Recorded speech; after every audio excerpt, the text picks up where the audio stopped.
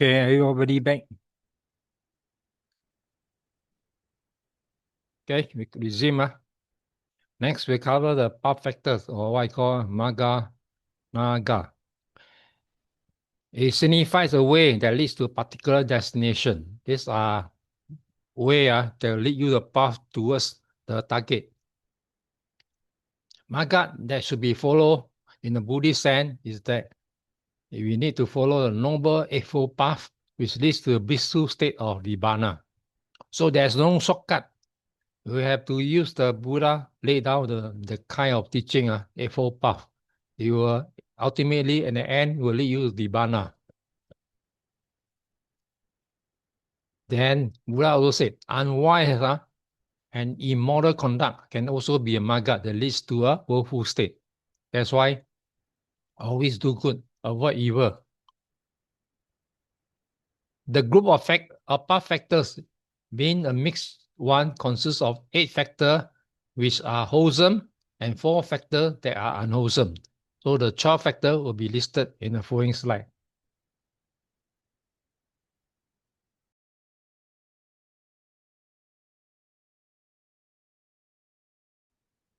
So I think this one you will go through in the earlier years, so you repeat through again. Under the wisdom group, Pana Kanda, or what I call first one, the right view, Samaditi. The meaning is the foundation of the entire path. It's a correct understanding of nature of reality as taught by the Buddha. So what is it? Understanding the Four Noble Truths. The truth of suffering, its origin, its cessation, and the path thereto. It also includes understanding of karma, the law of moral cause and effect, and rebirth. These are all Buddhist teaching. Function, it provides a roadmap and reason for practicing the other path factors. It's a wisdom that guides all the other action. So if you follow this, you will lead one to another. So if you have wrong view, Michaditi, denying the law of karma, the consequences of action, believing in a permanent unchanging soul, or what I call atta, rejecting the principle of cause and effect, or holding a nihilistic or eternalistic view. I mean, this life ends, no more other life. Or the other, the Brahminical one, with God.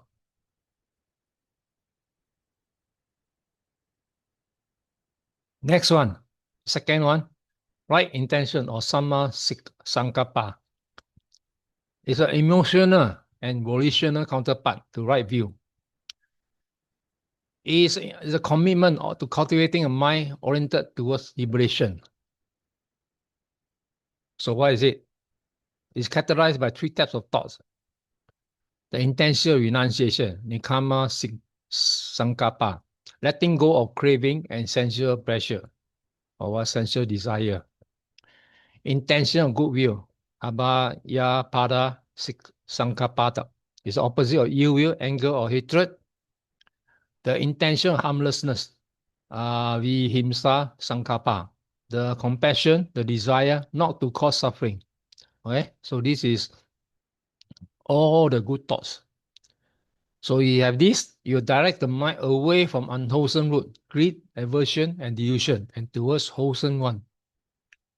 So if you have the opposite, the wrong intention, Micca Saṅgapha, the intention rooted in greed, ill will, and harmfulness will lead you to suffering.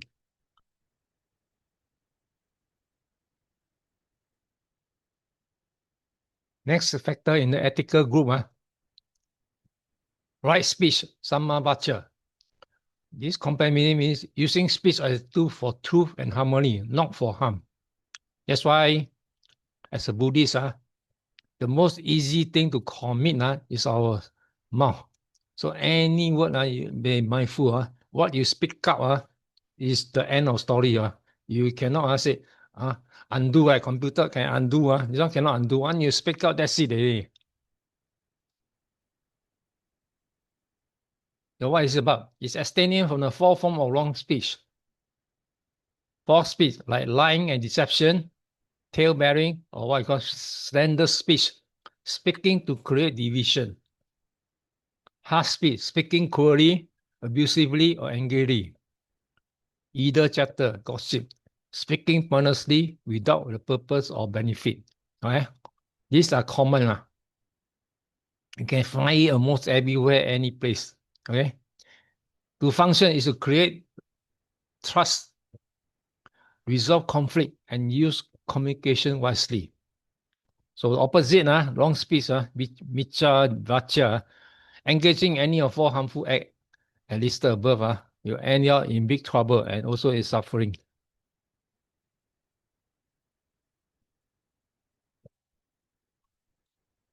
Next group, in the next factor, right action, samma kammata, meaning behaving ethically and compassionately in one's bodily action. Okay? Especially the way you behave. What is it about? Abstaining from three bodily misdeeds, destroying life, panatipata, abstaining of killing or harming beings. Okay? Like butcher, those that take away life. Taking what is not given, anindana, abstain from stealing or fraud. Okay? Taking without permission.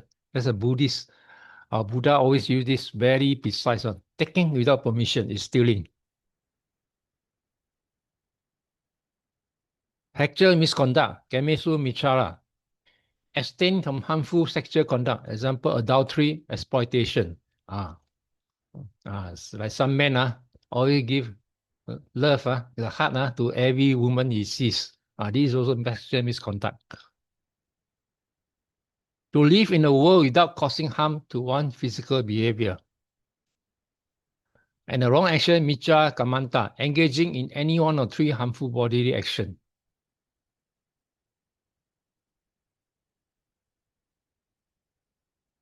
The fifth one, right livelihood, samma avicca.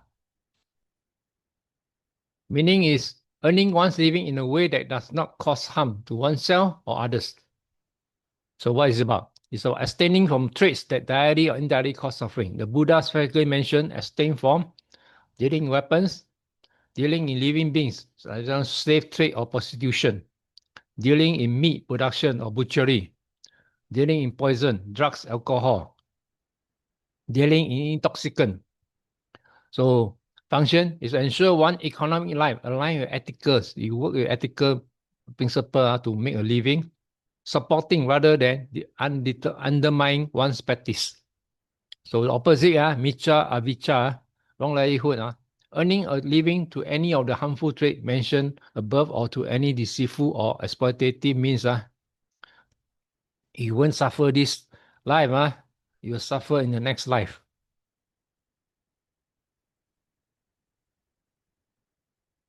Another factor, right effort, samma vayama, meaning the energetic will to cultivate and maintain wholesome state of mind. I mean, at all time, always do a good one. It's a fourfold endeavor. So you also know this when you're talking about this right effort.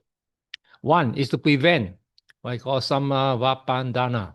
Prevent unwholesome, like greed or aversion, from arising. So you are really practitioner, you should prevent unwholesome the rise at all time. To abandon, pahana panda, abandon unwholesome state that have already arisen. And those that have created, have to abandon it. To develop bhava pandanana, develop wholesome state like generosity, compassion that have not yet arisen. Things that are not arisen, you try to make it happen. To maintain anurakana panda, maintaining a perfect wholesome state that have already arisen. I mean, maintaining what they've been doing good. So the active energy principle that fuels the entire path. So with this principle around, you should be at all time be safe. Wrong effort, the opposite, you will cause you lethargic or applying energy on the wrong direction, apparent striving for selfless gain, worldly fame. Okay.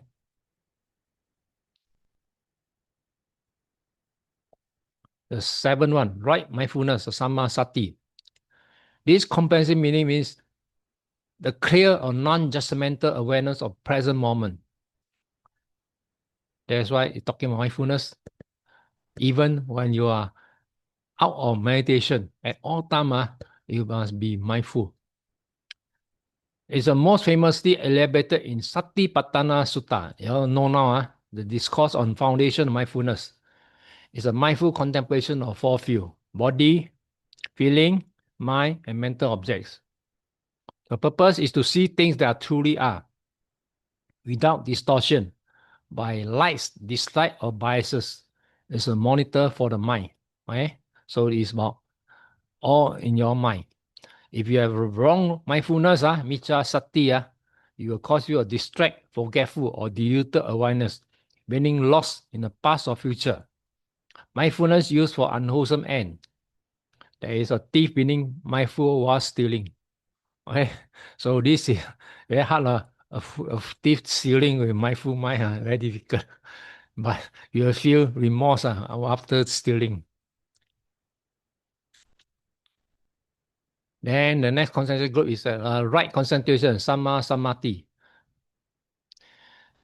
The development of unified, focused, and tranquil mind. What is it? It's a sequential development of the four jhana, meditative absorption, which are state of deep concentration characterized by first jhana, applied thought, sustained thought, rapture, pressure, and one-pointedness. Second jhana, one of them drop, internal confidence, rapture, pressure, and one-pointedness. Without applied and sustained thought, the third jhana, equanimity, mindfulness, full awareness, and pleasure. And then fourth jhana, drop all left the equanimity and mindfulness, and beyond pleasure and pain. So the purpose of this is to unify the mind, quiet mental chatter, and create a powerful, reliable tool for penetrating insight. It's a culmination of the mental training. So with this, you will go to the next state of vipassana. So if you have the opposite, wrong concentration, the micca samadhi, any concentration that is not direct towards division, this can be your concentration of absorbed artist, a skilled athletic, or even a concentration state of hatred or lust. It lacks the component of right view. Okay, so the opposite of this. Independent of factor. The path is an integrated whole. Wisdom is necessary to understand the purpose of ethical conduct. Ethical conduct provides the foundation for a calm mind necessary for concentration. So a concentrated and mindful mind is the only instrument sharp enough to develop profound wisdom. The factor will support and strengthen each other in a synergistic cycle leading to ultimate goal, the end of suffering, nibbana. Then another factor, under the wrong wisdom. Miccapana, wrong view. Micca-ditti is a foundation error which all other wrong factors float. Is a distorted understanding of nature of existence. What is it about? Denial of karma. The belief that action have no moral consequence. There is no good and no evil. This is actually practiced by the samana teachers. And those evil person, they're not afraid of this karma. There's no such thing as karma. Denial of causality, ahetuta ditti. The belief that things happen without a cause or through the chance. This also belongs to samana. They think that things happen by chance. The internalism, sasata ditti. The belief in the permanent, unchanging soul of self atta. This view leads to clinking attachment. This happen, especially for the Hinduism or called Brahmanism in the old days, and also our so-called Christianity. They believe in this soul. So with this soul, you have this view of clinking attachment. So everybody aim for the heaven. Then nihilism, ucheda ditti, the belief that self is annihilated at death, denying any form of rebirth or continuity. This view can lead to moral recklessness. So this one, also found in Samana, they say, especially those believe in materialism. enjoy this life, enjoy gi as much as possible. So enjoy life is about enjoyment. The pain is part and parcel of life. So maximum enjoyment. End of life, nothing to worry about. So this is another form of belief. View of self, attaditi. This belief in solid, independent I or me, that means the soul, which is the root of all egocentric behavior. Most, including most of the Samana teachers, they believe in soul. The only religion that we should call a philosophy, a Buddhist philosophy, is there's no soul. Okay? That's why in Chinese, I still want to bring out the Mahana. They always talk about 灵魂. There's no such thing 灵魂. You in English, anatta, where got 灵魂? So they always mix with a rojak of ideas from the Taoism they import in, and then they make it into, when you listen to their talk, very hard for us Theravada to accept their kind of Dhamma which they're preaching. It's a mixture of everything, okay? So when you talk about 灵魂, Chinese, especially Chinese educated, talk about 灵魂, it means soul. So where got soul? Buddhism don't practice soul. So result, wrong view creates a false map of reality, ensuring that all subsequent action, speech, and effort misdirect and lead to suffering. Okay? These are called wrong view. And group of wrong view again, wrong intention, micca saṅgapha. So they are volitional impulse and emotional drive that are conditioned by wrong view. So you understand? Wrong view are conditioned. Next thing is a wrong intention. They set the mind trajectory towards unwholesome outcome. So what are the three wrong intentions? The intention of sensual desire, kama saṅgapha, the drive for personal gratification, possession, pleasure seeking, rooted in greed, lobha. So some of the samana, they practice enjoy at all at maximum. The intention of ill will, vyapada saṅgapha, the drive toward anger, hatred, resentment, and aversion, wishing for harm to come to others or oneself, rooted in aversion, dosa. We Buddhists, we don't aim for this. Wish bad for others. Okay? It's very bad. If you are Buddhist, you have this, something wrong with you. We should wish everyone be well and better than you. Okay? Don't always see people get jealous and wish them some bad will come to them. The intention of cruelty, vihimsa saṅgapha, the drive to be harmful, violent, and merciless. This is a more active, aggressive form of ill will, also rooted in aversion dosa. Okay? They may avoid killing. Result, those intention color all one's thought and are the motivation behind the unwholesome speech and action. Okay? So you have this wrong intention. As Buddha said, intention is the cause of evil. If you're especially the wrong one, good intention, all right. If you're bad intention, you're causing all this unwholesome. Next one, wrong effort, micca vayama. Compensing meaning means applying to one energy, willpower in ways that are unskillful and lead to suffering. I mean, doing the wrong thing. So what is it about? To not prevent unwholesome state from rising, allowing greed, aversion, delusion to immerse and unchecked. So when evil comes, all this greed, aversion, you don't put a stop to it, it will overwhelm you.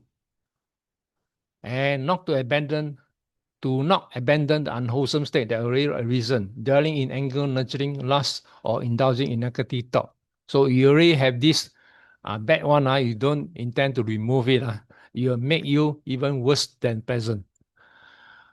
Do not develop wholesome state that are not yet arisen, making no effort to cultivate generosity, kindness, or patience, and never even think of developing the good deeds. And do not maintain wholesome state that are arisen, letting moments of goodwill, charity slip away without strengthening them. I mean, you let all the good things that have arisen to let go of everything. It can also mean applying effort towards unwholesome goal, like striving with great energy for worldly fame, to defeat an enemy, or to feed an addiction. So all these apply to those people who are doing all the evil. Result is a mind become overwhelmed and dominated by unwholesome qualities, and wholesome quality wither away. So if you are on this wrong effort, no hope. So the next one, wrong concentration, micca samadhi. One point of the mind that is not guided by right view is not directed toward liberation, and opposite of the other one. So it will lead you to evil. So if you are doing evil, your concentration on unwholesome acts, object, achieving deep focus on feeling of hatred, lust, jealousy, or pride, leading to grievance. This one, good example, our Donald Trump always is one of the bad figure. He's driven by all this, okay? So there's no end of trouble. He's fully focused on this unwholesome object. Worldly concentration, the concentrated state achieved by artists, athletics, or scientists, while not necessarily mean evil, they are wrong in the spiritual sense because they are direct toward worldly ends and do not lead to end of suffering. Good example, like the drones, right? Those flying planes on the sky. If you do the right thing, it's helping the benefit of society. But if you concentrate on destroying the enemy in war, there's no end to trouble. You bomb me, I bomb you. You make maximum impact destroying the other country, then you feel very happy. Okay? As much damage as you can. So these are evil things. With this kind of concentration, in a way, very bad. You have to answer your consequences for this. Forced concentration, using intense will to suppress all mental activity without addressing the underlying defilement, leading to a stagnant dull state. So when you're doing all this evil thing, you don't address it, then you keep on doing, you're stagnant down there, and you don't know what you are doing. Result, why it may produce temporary powers for worldly success, especially people like Donald Trump are happily getting more and more tariff, but other countries suffering. So it strengthens the ego and the underlying defilement, ultimately reinforcing the cycle of samsara. So if we have this kind of wrong concentration, then it will lead us to more and more trouble. So what's a vicious path or wrong path? The wrong path from a self-reinforcing vicious cycle. From wrong view, it leads to wrong intention, which motivates the wrong speech, action, and livelihood, which requires wrong effort to sustain, fueled by wrong mindfulness, and can be utilized as powerful but misdirect wrong concentration. So you can see one after another, it will just continue with the whole cycle. So an entire structure is built upon the foundation of delusion and leads to only to continued suffering. And the Noble Eightfold Path is a systematic dismantling of this wrong path and replacement for its wholesome counterpart. So when you apply the Eight Noble Path, the antidote, it will cure all these wrong deeds.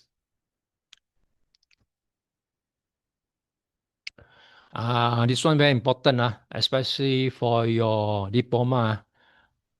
The 22 faculty is a regular question. So okay, you all must go and learn it. Although taking diploma, a definite question, it tend to come out regularly. The 22 faculty, Indriyayani. The 22 faculty are not just senses, but are specifically control faculty because they exercise control in their respective domain. They are foundational capacity that govern our experience of the entire spectrum of existence, from the mundane to the super mundane. Okay, so these 22 factors, in the exam, they ask you to list out and explain. Here is a comprehensive elaboration of all 22 group into request categories.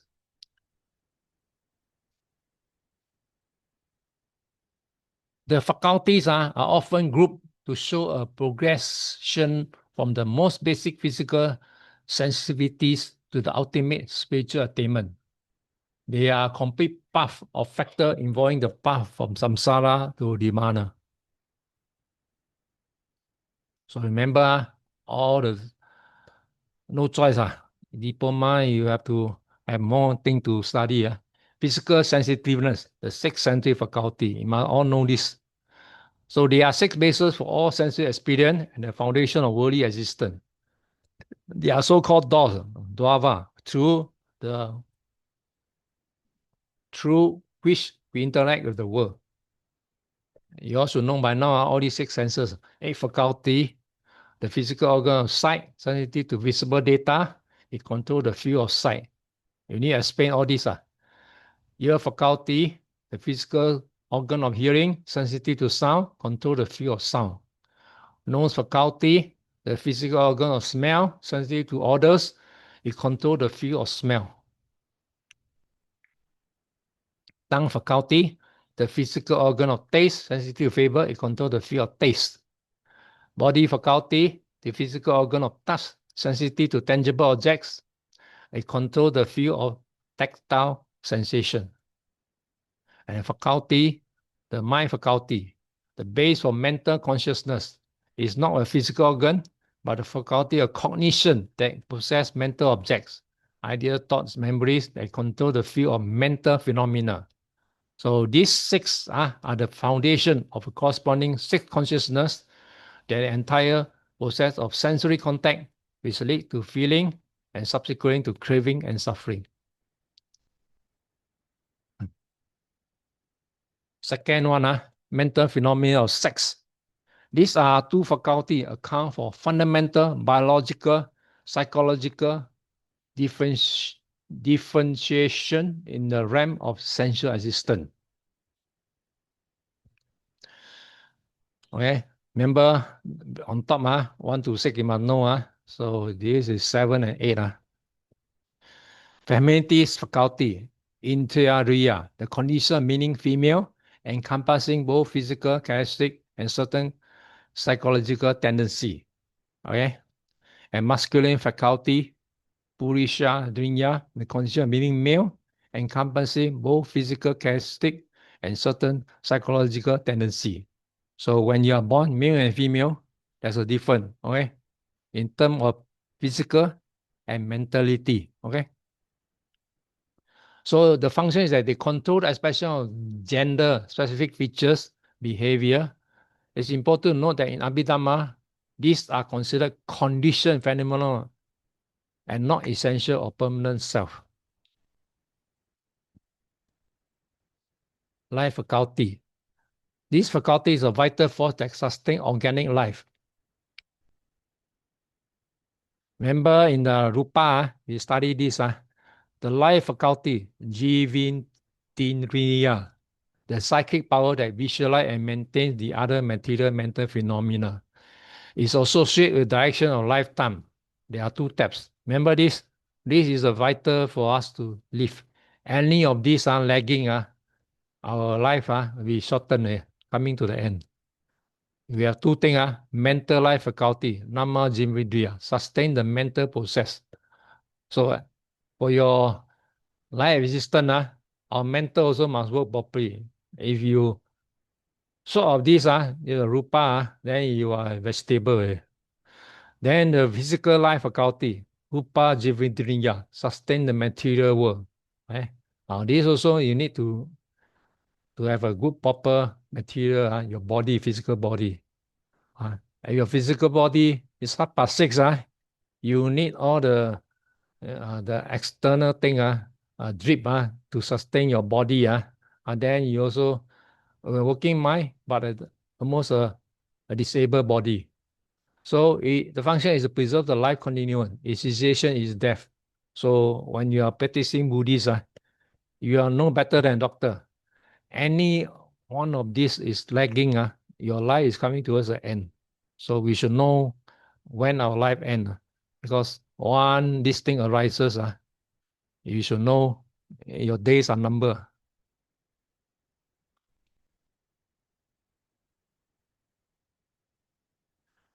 Next one is the mind and sensation faculty, the feeling triad. These three faculty are the Vijnana, what I call feeling, aspect or experience classified by its effective tone. Okay, now under this one, the mind. Pleasant feeling faculty, the capacity to experience physical pleasure. Painful feeling faculty, the capacity for experience physical pain. Joyous feeling faculty, the capacity for experience mental pleasure. Depressive feeling faculty, the capacity to experience mental displeasure or sadness. Equanimity or neutral feeling faculty, the capacity of experience neutral feeling, neither pain nor pleasure. So all these they dominate and control the experience of feeling in the respective sphere. Note that Upekdrinya here refers to factor to neutral feeling, not the sublime equanimity or enlightenment factors. Okay, so take note of this. Next one, the spiritual faculty. These are the 5 qualities to be cultivated on the path. When they are weak, they are called faculties because they control their opposite. When they are strong and unshakable, they are called the power, bala. Okay, so we have faith faculty, confident in the Buddha, enlightenment, and the truth of his teaching. So it controls doubt and skepticism. Energy faculty, the power of sustained effort and perseverance in practicing the path. It controls laziness and lajati. Mindfulness faculty, the power of vigilant awareness applied to body, feeling, mind, and mental object. It controls hilliness and forgetfulness. Concentration faculty, the power of one-pointedness and unshakable mental, it controls distraction. And the wisdom faculty, the power of discernment, insight, and profound understanding of the Four Noble Truths and the true nature of phenomena. It controls ignorance. So the function of these 5 are the primary engine of spiritual development. For spiritual development, it must be balanced with faith, with wisdom, energy, with concentration, all held together by mindfulness. As you progress, you go to the super mundane faculty. It means I will know the faculty. These are not mundane qualities. These are super mundane, but rather super mundane realization. They are faculty that are fully realized only as sophistic enlightenment. They call it Magapala. And they are called I will know faculty from the phrase in this sutta. The faculty of I shall know the unknown. Anatta nasami drinya. This faculty arises at the moment of stream entry. When you achieve stream entry, the first glimpse of Nibbana is a realization that what has to be known is now known. What is to be known is now known, and is a confidence that one is irrevocably on the path. Then the next one, the final knowledge faculty, Anidrinya. This faculty arises the moment of arahatship or arahant. It is the full, final, and complete knowing of everything that needed to be known. The Four Noble Truths and utter destruction of all defilement. And then the faculty of one who knows, Anatta Vindriya. This is a faculty of one who possesses the final knowledge. It's a state of arahant after the path moment, who abides having fully understood. It's a perfect faculty of one who has completed the task. So the function of all these are the 3 represent the accumulation of the path. They are not practiced but fruitions. They mark the control over the final victory over the entire cycle of ignorance and suffering. Okay, so 22. So if this question come out essay, you must list out the 22 and explain on it. So what's the essence of this? These 22 faculty provide a complete psychophysical model of a sentient being, detailing everything from the basic apparatus of experience, the senses, to the ultimate path of spiritual journey, super mundane knowledge. They are controlling factors behind every aspect of existence and liberation.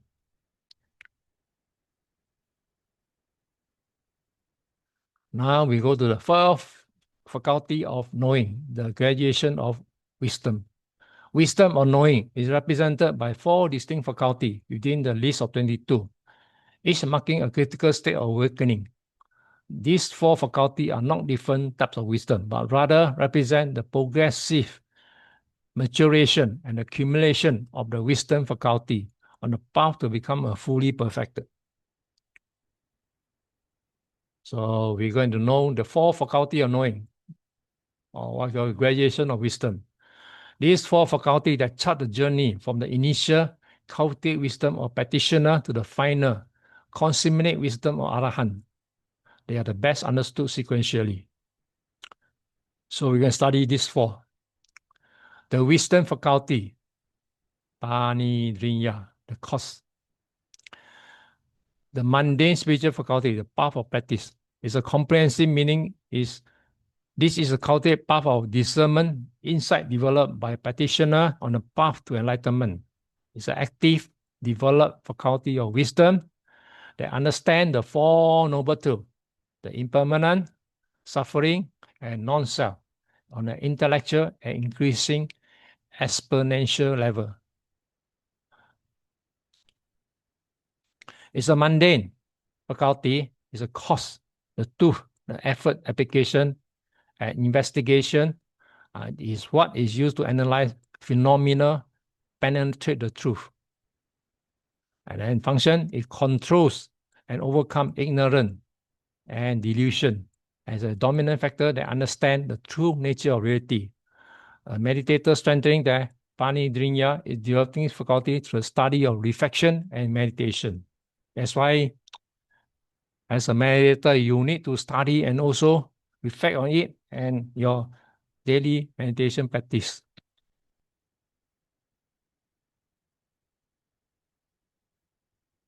The I shall know the unknown faculty, or what I call Anatta Nasami Indriya, the first function.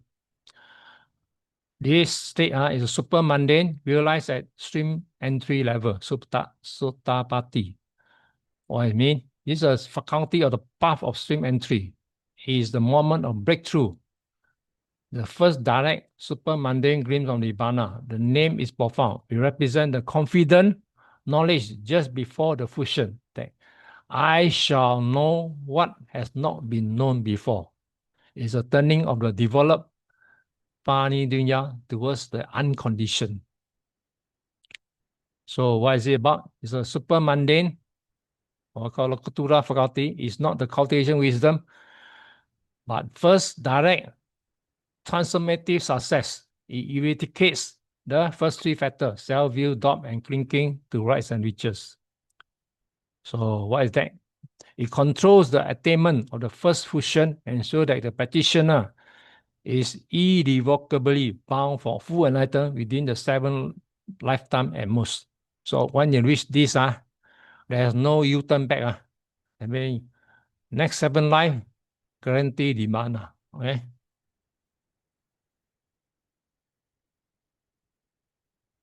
Third one, the final knowledge faculty, Andidriya, the culmination of knowing. It's a super mundane, realize the moment of arahantship, that means attain arahant. Is the faculty of path of arahantship, is ultimate, final, and complete knowing. The perfect anna means final knowledge. This is the wisdom that fully and completely understand all that needs to be understood. The 4 noble truths utterly destroy the remaining defilement, the 10 factors. So it is a super mundane accumulation of the entire path of wisdom. It's a path or act of knowing. So function, it controls the attainment of full liberation, bringing about the end of mental affluence, asava, and it's a completion of the task. Finally, the 4th one, the faculty of one who has known, anatta vindriya, the state of knowing. It's a super mundane possessed by arahant. is the faculty of fusion of arahantship, is the act of knowing but perfect, enjoying the state of one who possesses final knowledge. Is arahant abiding wisdom? They are constant effortless penetration of reality. If the andindriya is a final blow that cuts down the tree of ignorance, anattadriya is a state of forest after the tree has fallen. So what is it? It's a super mundane result, a possession of fruit of the path. So its function is to control the arahantship, post-enlightenment experience, ensuring that they abide in a liberated state, incapable of falling back into ignorance or suffering. This is what defines arahant. There's no more U-turn back. That's why the Mahayana is against this arahant concept. It's up to them. We don't go and argue about this. Okay, to give you a modern example, these four states. Panariya is like studying, practicing, training, and to become a master pianist. It's an effort process of learning. Like you are study YMBA or for this Badako 5 years. So it's a studying process. Anatta nasamindrinya is a moment you successfully play your first compact piece from memory without sheet music for the first time. It's a breakthrough that proves you can do it. Okay? Now, like Badako, you go through the process. First year, so hard to embark on. Then now, final year already. So you should be very comfortable. Can do all the final year question. So this is called the state of success. Anirinya is a final. Faultless performance, the most difficult piece in your repertory, your masterpiece, proving that you have mastered the instrument completely. Then coming June, Brother Ko will do his final one, final paper. And he proved that he can complete this paper. Then he really mastered the whole YMBA topics. Anatindrinya is a state of being a master pianist, effortless skill, and understand, possess, and express every time you sit at the piano. So when Brother Ko complete his YMBA, he's a master pianist. So he can go to any of those institutions that recruit him. So he can be a capable teacher of spreading the Dhamma. So in essence, Panditya is the mundane cause, while the other three are the super mundane result, marking the beginning, climax, and the final abiding state of liberating wisdom.